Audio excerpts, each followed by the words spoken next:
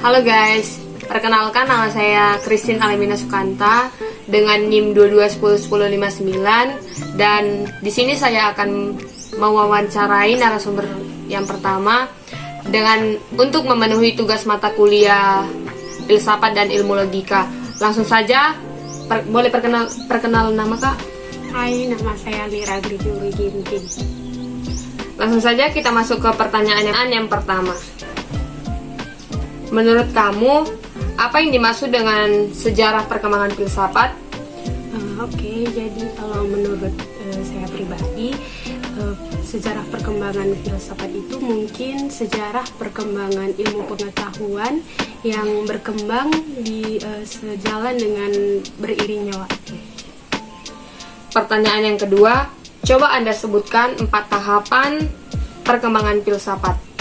Mungkin yang pertama filsafat zaman kuno, yang kedua filsafat zaman Renaissance, yang ketiga filsafat modern, yang terakhir filsafat kontemporer.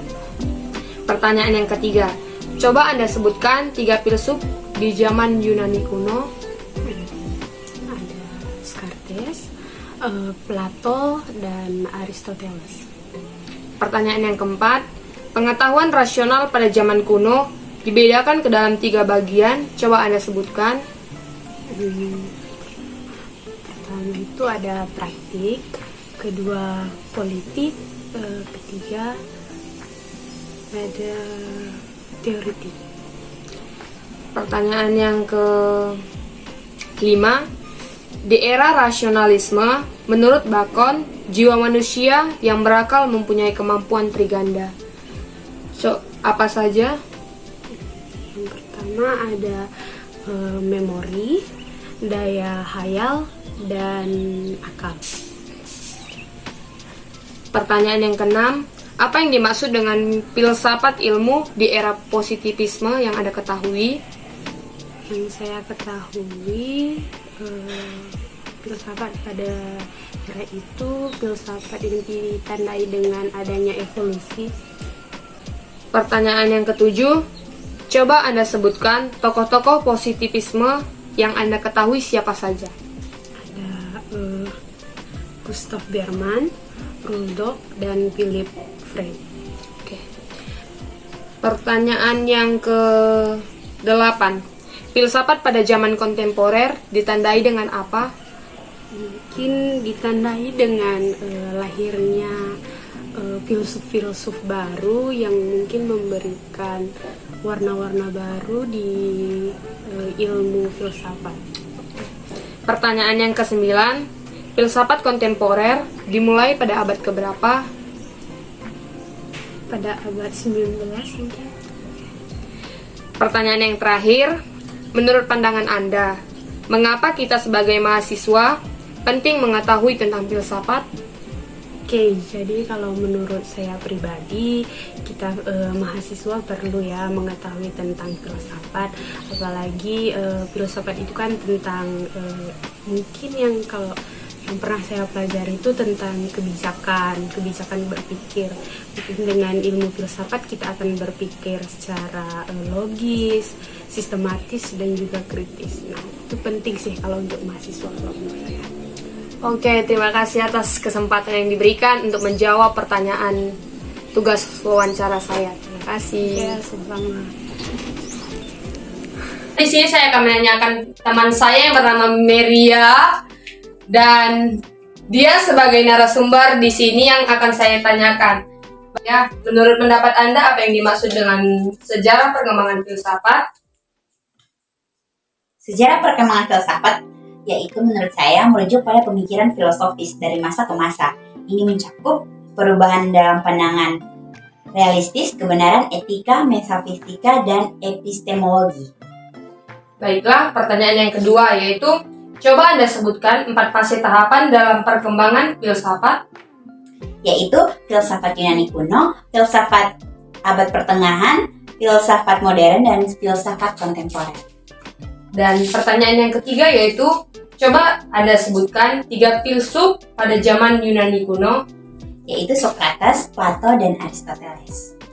Dan pertanyaan yang keempat yaitu, Pengetahuan rasional pada zaman kuno dibedakan ke dalam 3 bagian. Coba Anda sebutkan. Yaitu bagian logika, etika, dan metafisika. Dan pertanyaan yang kelima yaitu, di era rasionalisme, menurut Bacon, jiwa manusia yang berakal mempunyai kemampuan triganda apa saja? Yaitu imajinasi, akal, dan ingatan. Dan pertanyaan yang keenam yaitu, apa yang dimaksud filsafat ilmu pada era positivisme? Adalah suatu pendekatan yang memandang bahwa ilmu pengetahuan memiliki peran penting dalam menyelesaikan masalah-masalah sosial dan moral, dan bahwa metode ilmiah harus digunakan untuk menemukan solusi yang tepat. Dan pertanyaan yang ketujuh yaitu, tokoh-tokoh positivisme yang Anda ketahui siapa saja? Auguste Comte, Emile Durkheim, dan Herbert Spencer. Dan pertanyaan yang ke-8 yaitu, filsafat pada zaman kontemporer ditandai dengan, yaitu pluralisme, yaitu munculnya beberapa pandangan filosofis yang berbeda-beda, dan adanya keterbukaan terhadap pengaruh dan berbagai disiplin ilmu lain. pertanyaan yang ke-9, filsafat kontemporer dimulai pada abad ke-20. Pertanyaan yang ke-10, menurut pandangan kamu, mengapa kita sebagai mahasiswa penting mengetahui tentang filsafat?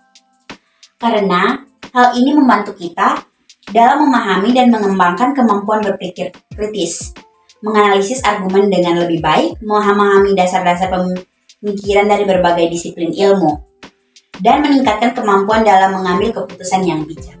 Baiklah, terima kasih kepada narasumber kita Meria telah membantu tugas mata kuliah filsafat. Baiklah guys, di sini saya dengan narasumber saya yang ketiga yaitu dengan Kak Aldo. Baiklah Kak, apakah Kakak siap untuk diwawancarai? Ya, saya siap. Langsung saja kita masuk ke pertanyaan pertama. Menurut Kakak, apakah yang dimaksud dengan filsafat ilmu? Kalau menurut saya, filsafat ilmu itu ialah suatu hal yang mempelajari tentang cara-cara tertentu, proses-proses tertentu untuk bisa menemukan suatu jawaban. Pertanyaan yang kedua, jelaskan apa yang dimaksud dengan penelitian menurut Geisel.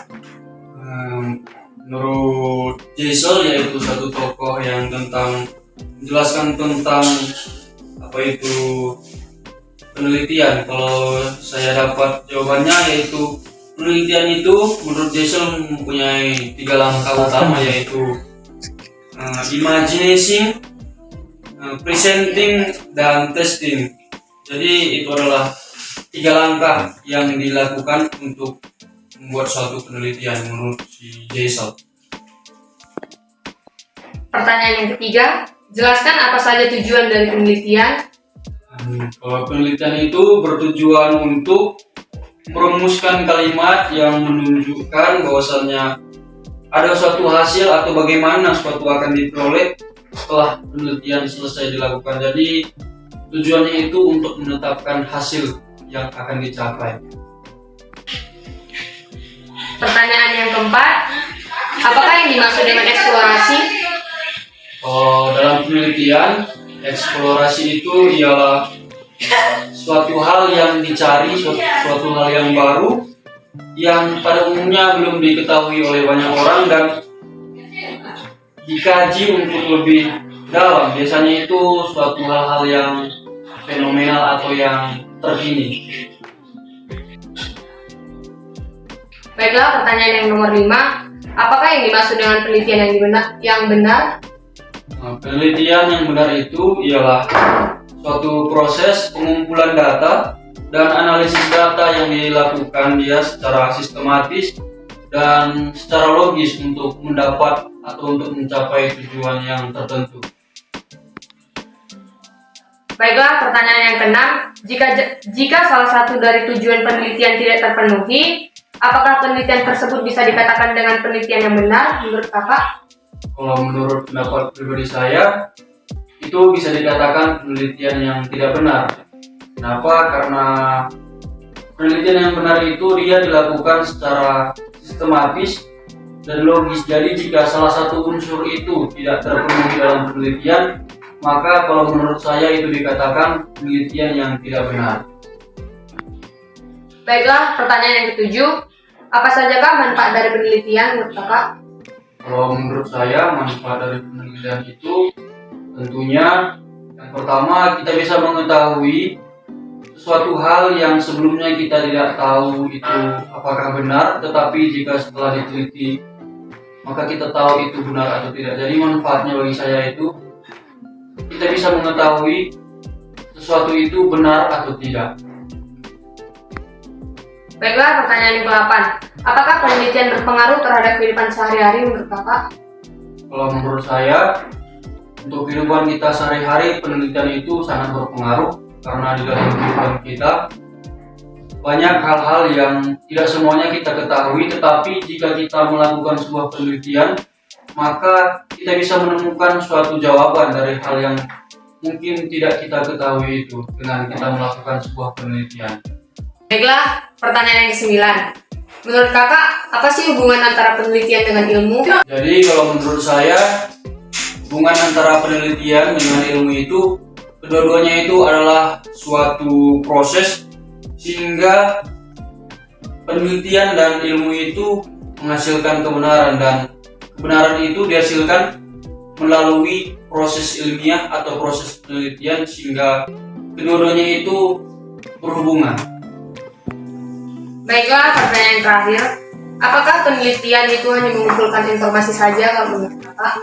Kalau menurut saya penelitian itu tidak hanya mengumpulkan informasi saja, karena jika hanya mengumpulkan informasi saja tentunya itu bukan penelitian, karena penelitian itu ada cara atau sistematika dalam penelitian. Jadi tidak hanya mengumpulkan informasi saja. Baiklah, terima kasih atas kesempatan yang diberikan Kak Aldo. Nah, terima kasih sama-sama. Ini saya bersama dengan narasumber saya yang keempat, yaitu Kak Glenn. Dan Kak, apakah kita boleh bertanya Kak? Pertanyaan yang pertama, menurut Kak, apa yang dimaksud dengan filsafat ilmu? Kalau filsafat ilmu itu menurut kita itu adalah bagian dari filsafat yang tentang menjawab berbagai pertanyaan. Pertanyaan yang kedua, jelaskan apa yang dimaksud dengan penelitian menurut Jaisel. Kalau menurut Jaisel, yang kita tahu, menurut Jaisel itu penelitian mempunyai 3 tahap utama. Yang pertama itu imaging, presenting, dan testing. Pertanyaan yang ketiga, menurut kakak, apa sih tujuan dari penelitian?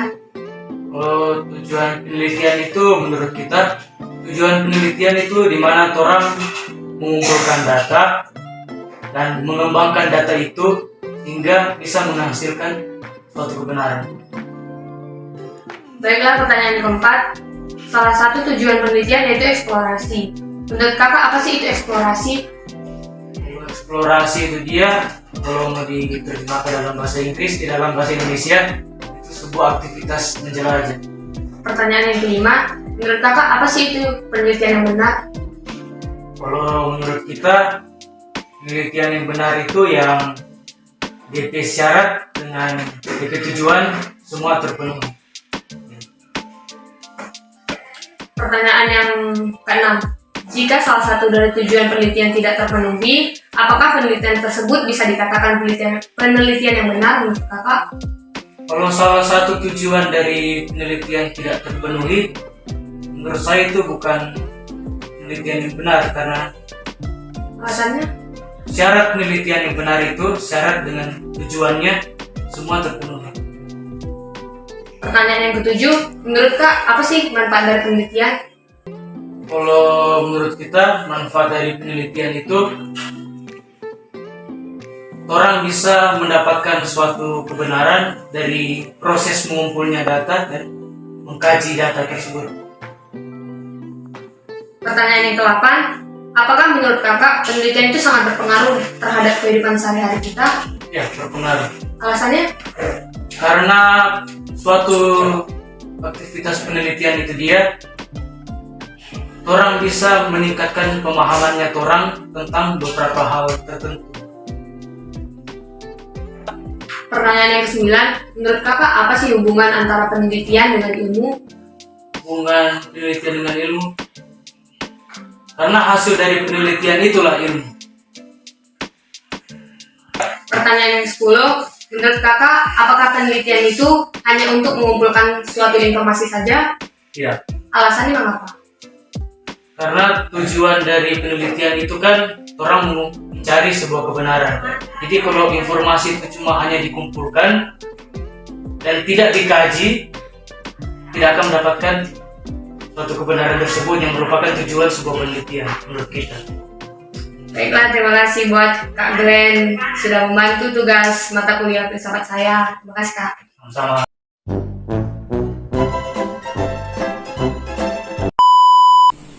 Gimana? Kak, Tuh. Itu adalah Ya, terima kasih sama-sama. jokes.